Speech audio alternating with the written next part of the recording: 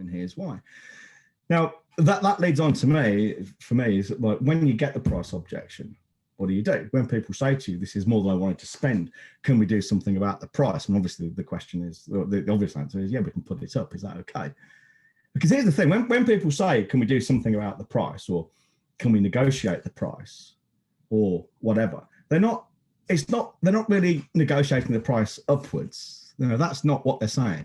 What they're saying is, I want to pay less money for this. They are never talking about paying more.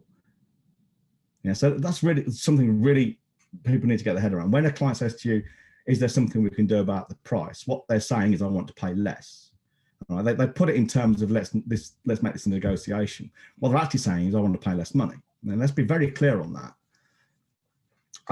But what I've been doing this for a long, long time now.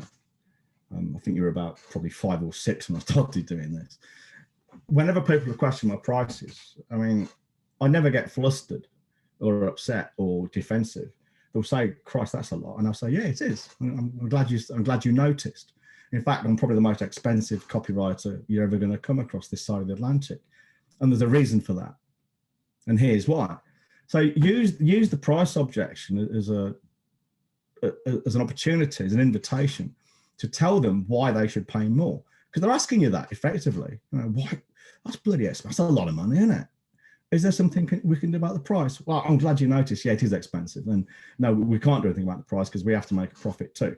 But you're paying for quality. I'm glad you asked about this. And let me explain to you why that is. It's an invitation. Because here's the thing. I've said this so many times recently. Last week in particular, when we were doing the thing on pricing for main build. When people question your prices, when they stand in front of you and say, I can get the same cheaper down the road, or why is it so expensive? This is more than I wanted to pay. But they're still standing in front of you. What they're absolutely categorically not saying is, I don't want what you're selling. If they didn't want it rather, or they could get exactly the same thing down the road from Fred, like they've just told you, they'd be down the road getting it from Fred for cheaper. Yeah. Or if they didn't want it at all, they just walk out. And, Yeah. It'd be like, go on. I was going to say, a lot of people that ask about price are also sometimes just asking because they know most people order at the price. We had one guy, I think, that inquired about our services quite recently, and he just said, I know the answer probably no, but can you give me a discount for any reason? And people do just genuinely seem to ask sometimes because most people will bend over backwards and say, yeah, let's drop it by fucking 20% or something stupid. Yeah, and I hope you told him no. Oh, yeah, you did. Oh, I remember that one. Yeah, I remember it. Yeah. Well, my mate Vegard, I think you've met Vegard at Big 50. Yeah. Big Norwegian chap. Oh, yeah. He sent an email around. He's an ISP, internet service provider. So this isn't just people in the trades or anything else. This guy runs an internet company.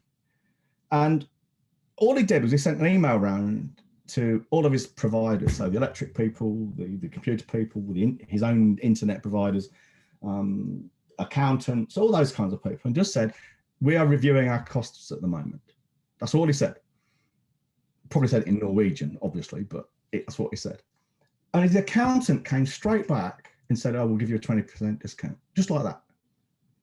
It wasn't even asking for a discount. All he said was, we're reviewing our costs. We bought our first Land Rover a few years back, and some idiot had written Sarah's car off. That idiot would have been me. And so we got the Land Rover, and so we didn't have a car to trade in. And we'd agreed to pay the full price. And the guy, we were sitting there ready to sign. And the guy just jumped out of his chair and says, I'll tell you what, you haven't traded in the car, so we'll see what we can do about the price. All right. And he came back and said, I've knocked €1,700 off it. All right, fine. Just like that, €1,700 in my pocket and not his, just because he felt bad about charging me that money. I didn't have a car to give him.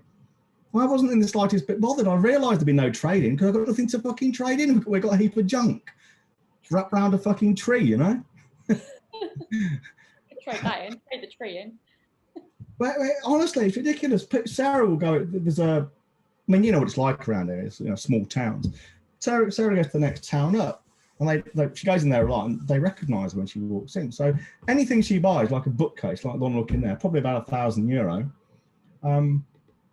It might be 1,200 on the shop floor, and they'll just say, "I will give it you for 1,000."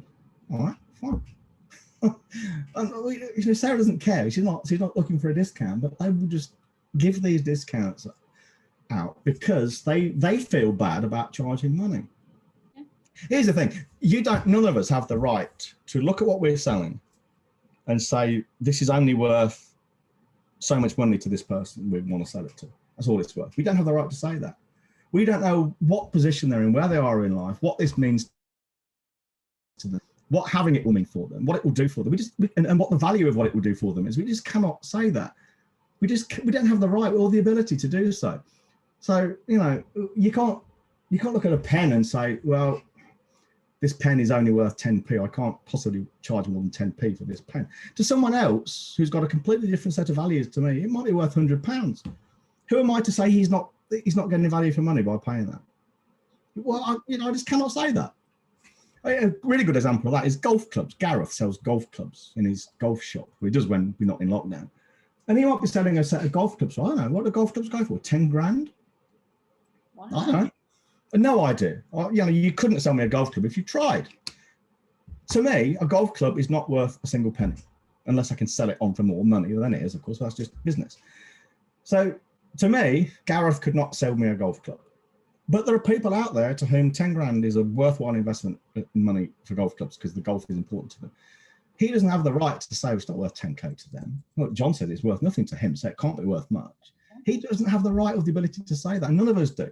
So, you're selling kitchens or bathrooms or bedrooms or a new roof. You don't have the right to say, well, we can't charge 10k for this kitchen. Everyone else charges 5 for it. And this person's prepared to pay 10, but we don't think it's worth 10, so we're not going to charge that. You can't do that. Well, you can, but you're making a mistake. You don't have the right, You cannot decide.